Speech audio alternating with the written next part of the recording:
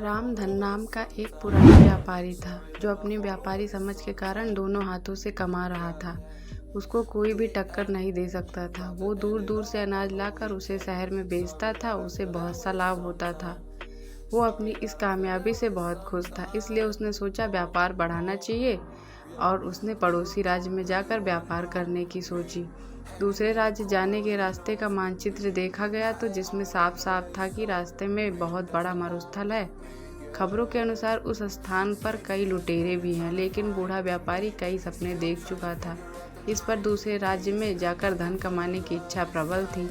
उसने अपने कई किसान साथियों को लेकर प्रस्थान करने की ठान ली। बैलगाड़ियां तैयार की और उस पर अनाज लादा। इतना सारा माल था जैसे कोई राजा की शाही सवारी हो। बूढ़े रामधन की टोली में कई लोग थे, जिसमें जवान युवक भी थे और वृद्ध अनुभवी लोग जो वर्षों से रामधन के साथ काम कर रहे थे। जवानों के अनुसार अगर इस टोली का नेतृत्व कोई नौजवान युवक करता तो अच्छा होता, क्योंकि यह वृद्ध रामधन तो धीरे धीरे जाएगा और पता नहीं उस मरुस्थल में क्या क्या देखना पड़ेगा। तब कुछ नौजवानों ने मिलकर अपनी अलग टोली बना ली और स्वयं का माल ले जाकर दूसरे राज्य में जाकर व्यापार करने की ठानी।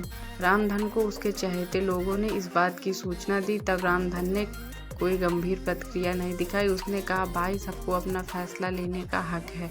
अगर वो मेरे इस काम को छोड़कर अपना शुरू करना चाहते हैं तो मुझे कोई आपत्ति नहीं है, और भी जो उनके साथ जाना चाहता है जा सकता है। अब दो अलग व्यापारी की टोली बन चुकी थी, जिसमें एक का नेतृत्व वृद्ध रामधन कर रहा था और दूसरे का नेतृत्व नवयुवक गणपत कर रहे थे। दोनों की टोली में वृद्ध एवं नौजवान दोनों सवार थे।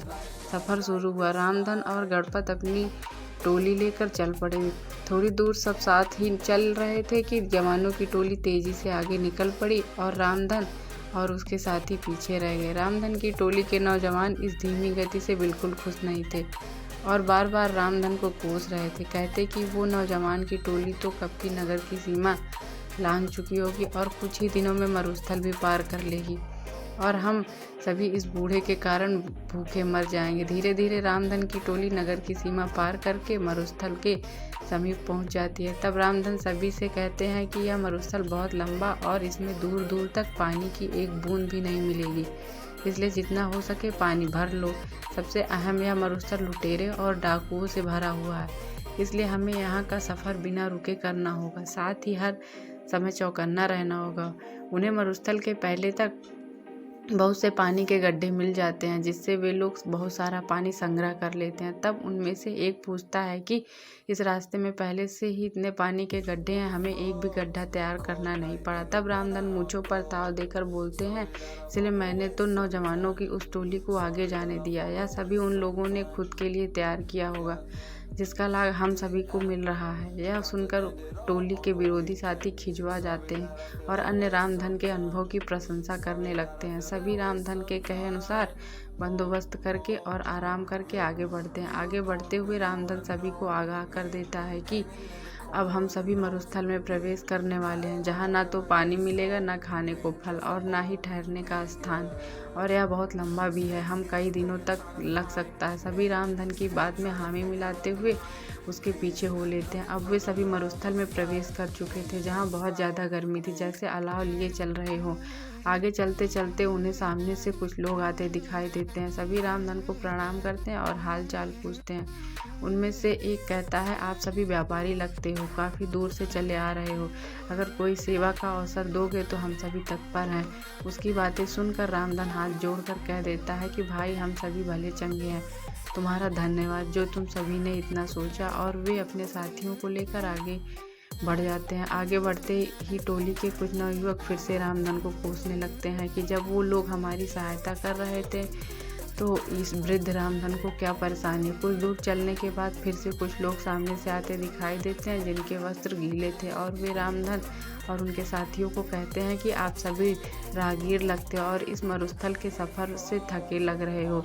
अगर आप चाहो तो हम आपको पास के एक जंगल में ले चलते हैं जहाँ बहुत पानी और खाने को फल है। साथ ही अभी वहाँ पर तेज़ बारिश भी हो रही है। उसी में हम लोग सभी भीग कर आ गए। अगर सभी चाहे तो अपना सारा पानी फेंक कर जंगल में नया पानी भर लो और पेट भर कर खाकर आराम कर ले। लेकिन रामधन साफ ना बोलकर अपने साथियों को जल्दी चलने को कह देते हैं। अब टोली के कई नौजवानों को रामधन पर बहुत गुस्सा आता है और वे उनके समीप आकर अपना सारा गुस्सा निकाल देते हैं और पूछते हैं कि क्यों वे लोग भले लोगों की बात नहीं सुन रहे और क्यों हम सभी पर जुल्म कर रहे हैं। तब रामधन मुस्कुराते हुए कहते हैं कि वो सभी लुटेरे हैं और हमसे अपना पानी फिकवा कर हमें निस्सहाय करके लूट लेना चाहते हैं और हमें यहीं मरने छोड़ देना चाहते हैं। तब वे नवयुवक गुस्से में दांत पीसते हुए कहते हैं कि सेठ जी, तुम्हें ऐसा क्यों लगता है। तब रामधन कहते हैं कि तुम खुद देखो, इस मरुस्थल में कितनी गर्मी है। क्या यहाँ आसपास कोई जंगल हो भी सकता है। यहाँ की भूमि इतनी सूखी है कि दूर दूर तक बारिश न होने का संकेत देती है। यहाँ एक परिंदे का घोंसला तक नहीं तो फल फूल कैसे हो सकता है। और जहाँ निगाह उठाकर ऊपर देखो, दूर दूर तक कोई बारिश के बादल नहीं है, ना ही हवा में ठंडक है, ना ही गीली मिट्टी की खुशबू। तो कैसे उन लोगों की बातों पर यकीन किया जा सकता है। मेरी बात मानो, कुछ भी हो जाए पानी मत फेंकना और ना ही कहीं भी रुकना। कुछ देर आगे चलने के बाद उन्हें रास्ते में कई नर कंकाल और टूटी फूटी बैलगाड़ी मिलती है। वे सभी कंकाल गणपत की टोली के लोगों के थे। उनमें से एक भी नहीं बचा था। उनकी ऐसी दशा देख सभी रोने लगते हैं क्योंकि वे सभी उन्हीं के साथी थे। तब रामधन कहते हैं कि जरूर इन लोगों ने तुम्हारे जैसे इन लुटेरों को अपना साथी समझा होगा और इसका परिणाम यह हुआ कि आज उन्हें अपने जीवन से हाथ धोना पड़ा। रामधन सभी को ढाढ़स बांधते हुए कहते हैं, हम सभी को यहाँ से जल्दी निकलना होगा क्योंकि वे सभी लुटेरे अभी भी हमारे पीछे। प्रार्थना करो कि हम सभी सही सलामत यहाँ से निकल जाएं। शिक्षा कहते हैं कि अनुभव की कंघी जब काम आती है, जब सर पर कोई बाल नहीं बचता। अर्थात अनुभव उम्र बीतने और जीवन जीने के बाद ही मिलता। अनुभव कभी भी पूर्वजों की जागीर में नहीं मिलता। जैसे इस कहानी में नौजवानों में बहुत जोश था लेकिन अनुभव की कंघी नहीं थी जो कि रामधन के पास थे, जिसका उसने सही समय पर इस्तेमाल किया और विपत्ति से सभी को निकाल कर ले गया। शिक्षा यही है कि किसी काम करने के लिए जोश के